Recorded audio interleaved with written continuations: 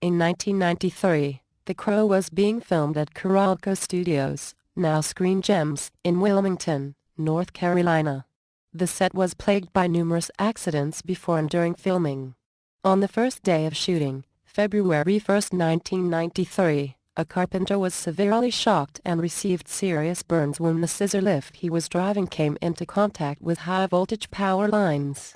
On March 13th of that year, heavy storms destroyed some of the movie's elaborate sets, causing even further delays. Later, a prop master discovered a live round in one of the prop guns, and an enraged carpenter drove his car into the studio's plaster shop. As if that weren't enough, another worker was injured when a screwdriver was accidentally driven through his own hand, and a stuntman fell through the roof of one of the sets, breaking several ribs.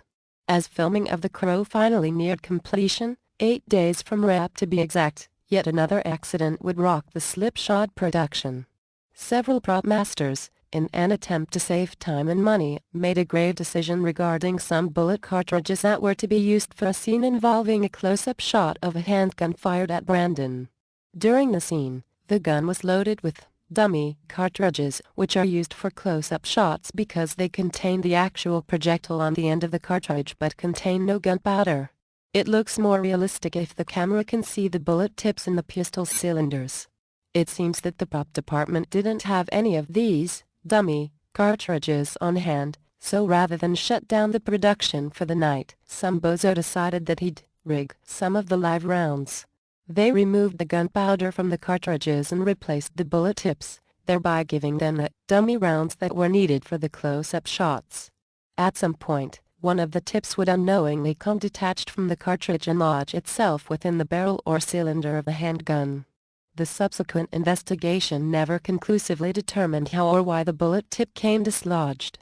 This seemingly innocuous oversight would not only set up the tragic event that ended up shutting down production after all, but it would also provide morbidly Hollywood-registered trademark with its next fascinating tale of death and morbidity.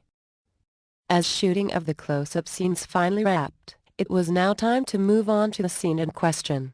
It would call for a wide shot of Brandon's character being shot with a handgun that was loaded with blank cartridges. These blanks were loaded into the handgun, not knowing that somewhere in the barrel or cylinder there was a hole or piece of a dislodged bullet. Blank cartridges are different from dummy cartridges in that the blanks are loaded with highly explosive powder to give the handgun the smoke and muzzle flash associated with having fired a live round.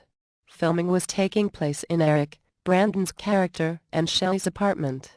The scene called for Brandon to enter a room where actor Michael Massey was to shoot him using a revolver loaded with blanks. Brandon, wearing black leather jacket and boots, and a t-shirt bearing the prophetic phrase, "Hangman's Joke," entered the room carrying a sack of groceries.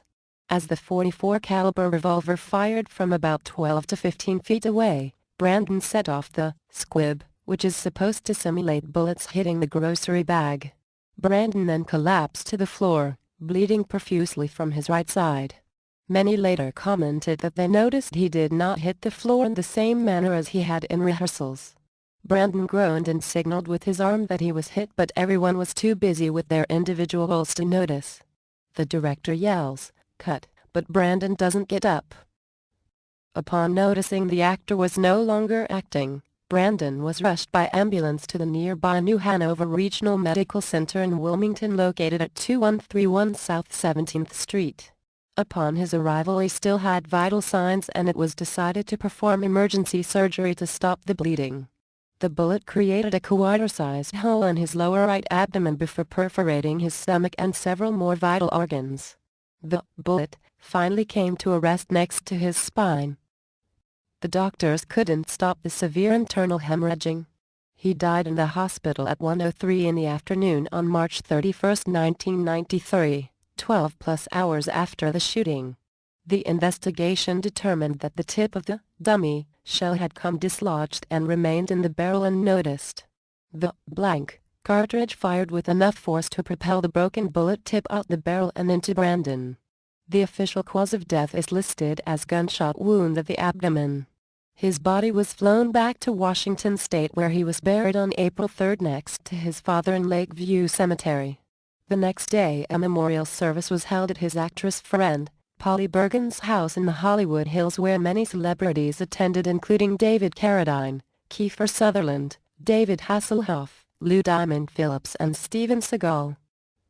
Ironically, due to the inordinate number of scenes involving gunfire, a special firearms consultant was hired to ensure the proper safety standards were followed.